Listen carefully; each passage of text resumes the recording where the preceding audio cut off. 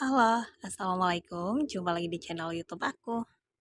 Oke, balik lagi di pembahasan soal mengenai TKP dengan indikator pelayanan publik. Kita bahas dulu mengenai PR di video yang sebelumnya. Langsung aja baca soalnya. Sebagai seorang konsultan, Anda diminta oleh sebuah lembaga pemerintah untuk membantu meningkatkan kualitas pelayanan yang lambat dan tidak efisien.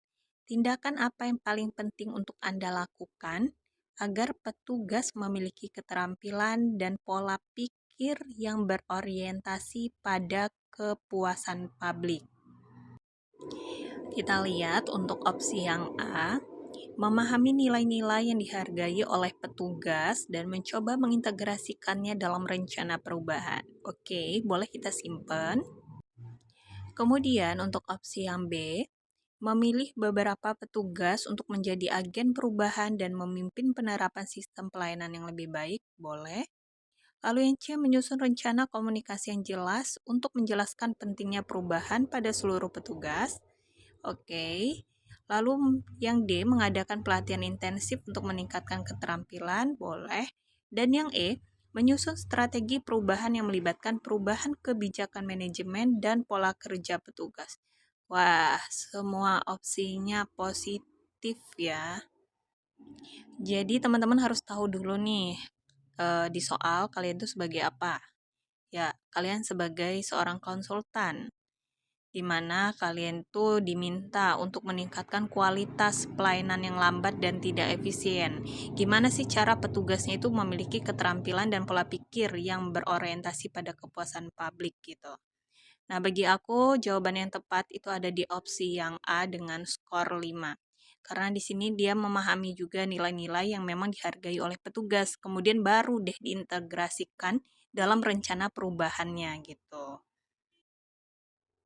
Untuk skor 5 ada di opsi yang A, bisa ditulis dulu, bentar aku hapus dulu. Nah, skor 5 ada di A, kemudian skor 4 itu ada di opsi yang B ya. Kemudian skor 3-nya ada di opsi yang C. Skor 2 ada di opsi yang D dan skor 1 ada di opsi yang E.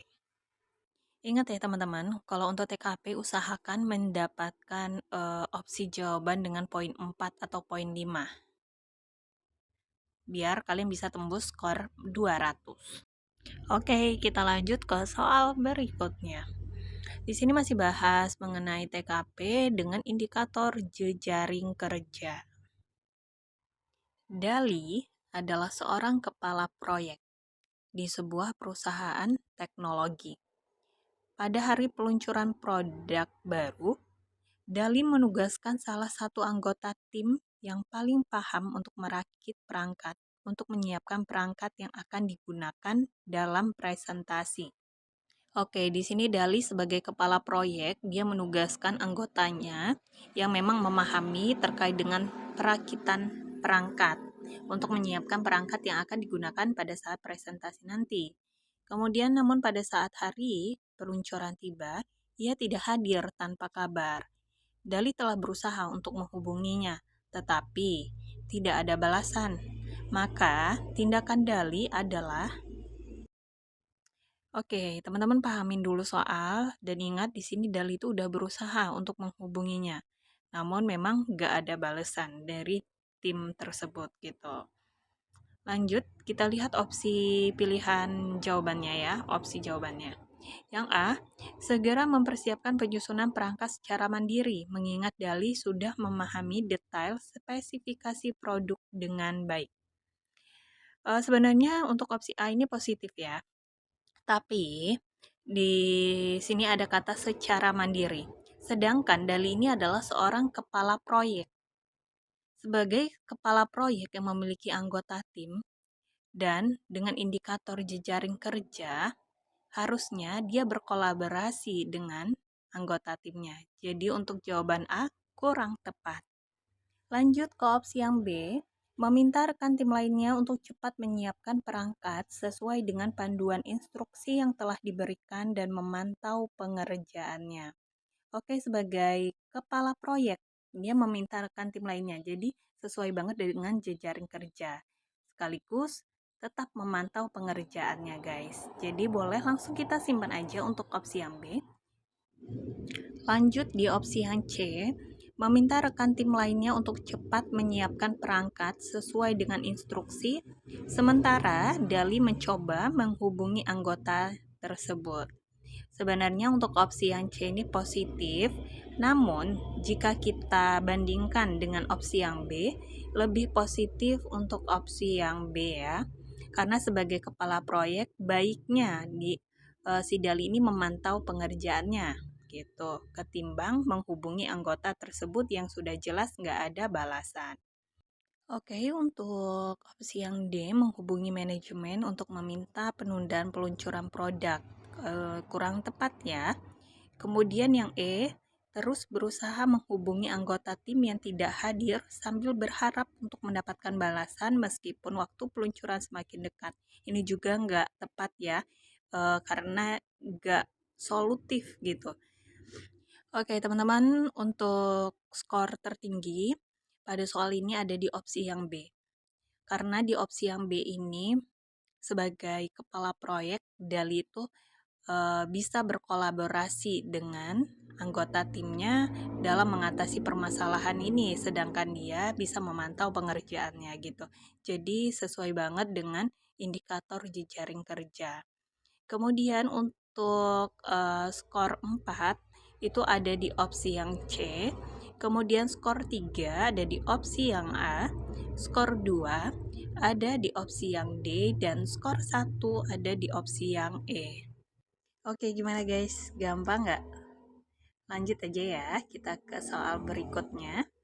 Di sini masih tentang TKP, tapi dengan indikator sosial budaya. Soal Usman dan tim baru saja datang ke area tanggul yang jebol sehingga menyebabkan banjir di daerah sekitar.